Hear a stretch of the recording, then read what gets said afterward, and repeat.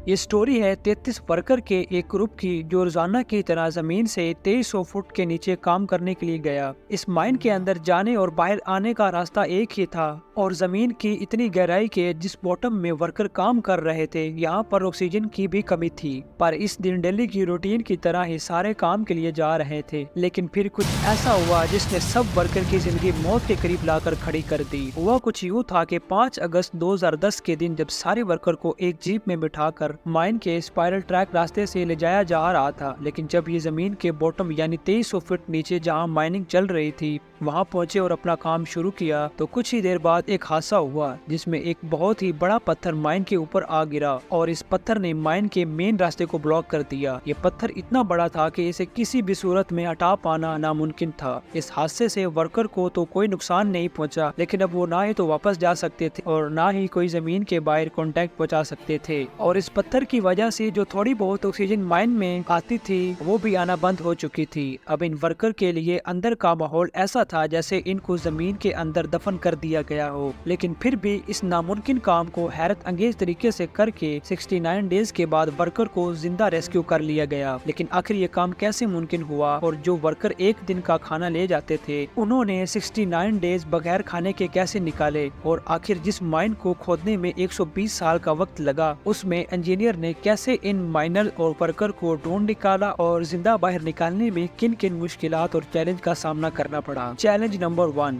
जब ये हादसा हुआ तब दोपहर के 2 बजे का टाइम था और ये हादसा इतना खतरनाक था कि माइन के इतना नीचे होने के बावजूद भी मिट्टी माइन के एंट्री पॉइंट से धुएं की सूरत में उड़ती हुई बाहर निकल रही थी और इस हादसे की शिद्दत ने आसपास के गांव को भी हिला कर रख दिया था, जिसके बाद माइनिंग कंपनी ने फौरी अलर्ट जारी कर दिया क्योंकि ये खबर पूरे इलाके में आग की तरह फैल चुकी थी, जिसको सुनते ही वर्कर की फैमिली भी टेंशन में आ गई कि इनके प्यारे नीचे जिंदा भी हैं या नहीं। ये जानने के लिए जरूरी था कि माइन के अंदर जाया जाए, लेकिन इसके अंदर जाना खतरे से खाली नहीं था क्योंकि कंपनी का कहना था कि इस हादसे के बाद माइन बहुत कमजोर हो चुकी है। इसीलिए इन्होंने रेस्क्यू मिशन करने से भी इनकार कर दिया और आहिस्ता आहिस्ता वक्त गुजरता जा रहा था और माइनर्स के बचने की उम्मीद भी खत्म होती जा रही थी। लेकिन इस माइन के बाहर एक जोस वेगा नामी रिटायर्ड माइनर भी मौजूद था जो उन फंसे हुए वर्कर में से एक का बाप भी था और जोस अपने बेटे को बचाने के लिए किसी भी खतरे में जाने के लिए राजी था क्योंकि वो अपने बेटे से बहुत क्लोज था। इसीलिए उसने माइन के अंदर जाने का फैसला किया। चैलेंज नंबर 2,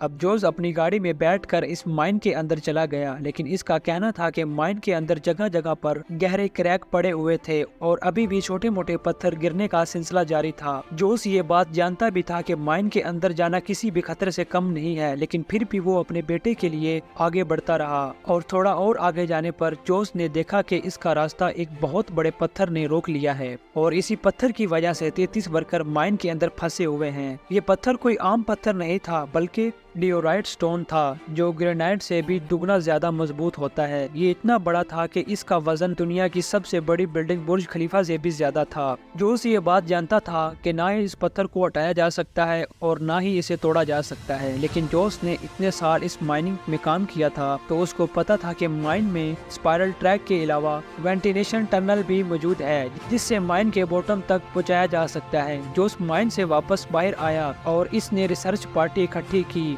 और अभी वेंटिलेशन टनल के अंदर जाने की तैयारी हो ही रही थी कि एकदम से जोरदार धमाका हुआ जिसने इस आखिरी बचे हुए रास्ते को भी बंद कर दिया। अब जोस आखिरी रास्ते के बंद होने पर बुरी तरह मायूस हो चुका था और अपने बेटे की बचने की उम्मीद भी खो रहा था। अब माइन के अंदर जाने का कोई रास्ता नहीं बचा था। चैलेंज नंबर 3, अब मामला बहुत खराब हो चुका था क्योंकि ये बात मीडिया तक पहुंच चुकी थी और जैसे ही चिली की गवर्नमेंट को ये बात पता चली तो उसे मैदान में उतरना ही पड़ा, जिसके लिए चिली के माइनिंग मिनिस्टर लारेस ग्लोबोर्न ने इस माइन को खुद विजिट किया और माइनर की जान बचाने के लिए हाई स्पीड ड्रिलिंग मशीन मंगवाई गई। ये मशीन वर्कर को बचाने की आखिरी उम्मीद थी, लेकिन अभी भी ये बात कोई नहीं जानता था कि वर्कर की एग्जैक्ट लोकेशन किस जगह पर है और इन मशीन की मदद से इनको कैसे ढूंढा जाएगा। पर ऑपरेशन हेड रॉबर्ट डगन ने फैसला किया कि माइन के 3 हिस्सों में 6 इंच वाइड होल ड्रिल की जाए और इनके अंदर कैमरे को भेजकर वर्कर का कोई सुराग ढूंढा जाएगा। लेकिन ऑपरेशन हेड का कहना था कि जमीन के अंदर ठोस पत्थर मौजूद हैं जो ड्रिलिंग पॉइंट की लोकेशन हटा सकते हैं, जिससे हम अपना टारगेट मिस भी कर सकते हैं।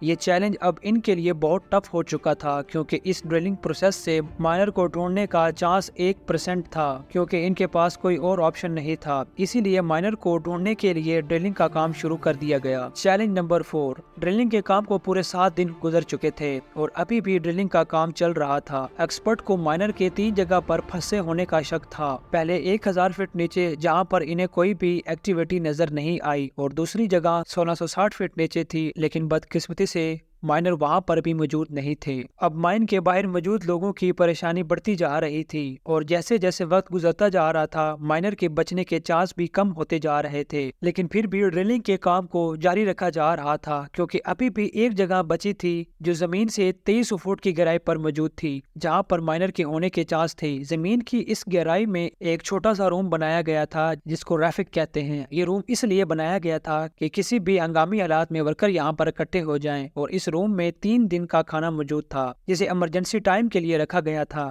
لیکن اب ان کے سامنے ایک اور مسئلہ یہ تھا کہ ریفیوج تک ڈرلنگ پائپ کو لے جانے میں 1 ہفتے کا ٹائم لگ سکتا تھا کیونکہ پہلے ہی 1 ہفتہ گزر چکا تھا اور 1 ہفتہ مزید لگنا تھا۔ ان کے پاس اس کے علاوہ کوئی آپشن بھی نہیں تھا، اسی لیے ایک بار پھر سے ڈرلنگ کے کام کو شروع کر دیا گیا۔ چیلنج نمبر 5، ایکسپرٹ کا کہنا تھا کہ انہیں ایک ایسے اینگل میں ڈرلنگ پائپ کی ڈائریکشن کو سیٹ کرنا ہوگا جب ڈرل کیا جائے تو پائپ سیدھا ریفیج روم تک پہنچ جائے، لہٰذا ایک خاص اینگل نکالا گیا اور مسلسل 7 دنوں کی ڈرلنگ کے بعد پائپ کو 2300 فٹ کی گہرائی تک پہنچا دیا، لیکن وہاں بھی انہیں اندھیرے کے علاوہ کچھ نہیں ملا۔ لیکن جب ایکسپرٹ نے اندازہ لگایا تو پتہ چلا کہ پوائنٹ کا نشانہ سیدھا ریفری سے 100 فٹ دور جا کر لگا ہے، اسی لیے ابھی بھی مائن کے ریفیج روم میں ہونے کے چانسز باقی تھے۔ لیکن اب مزید 14 دن گزر چکے تھے اور ہر طرف نا امیدی پھیل چکی تھی کہ اگر وہ کسی حادثے سے بچ بھی گئے تو بغیر کھانے کے اتنے دن کیسے زندہ رہیں گے۔ اسی مایوسی کے ساتھ آپریشن ہیڈ نے بھی اب مزید ڈرلنگ کرنے سے بھی منع کر دیا اور ریسکیو مشن ختم کرنے کا اعلان کر دیا۔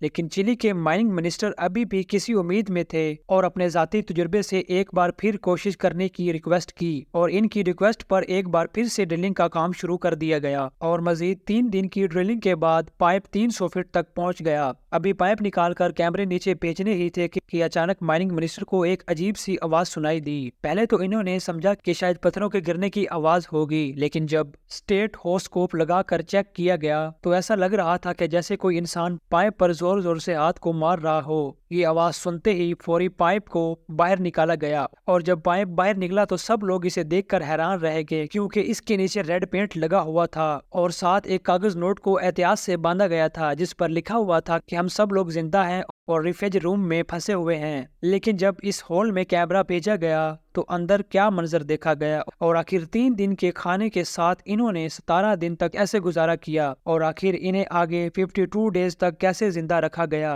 یہ سارا کچھ بتائیں گے ویڈیو کے پارٹ 2 میں۔ اگر آپ اس ویڈیو کو پارٹ 2 دیکھنا چاہتے ہیں تو ہمیں کمنٹ میں ضرور بتائیے گا۔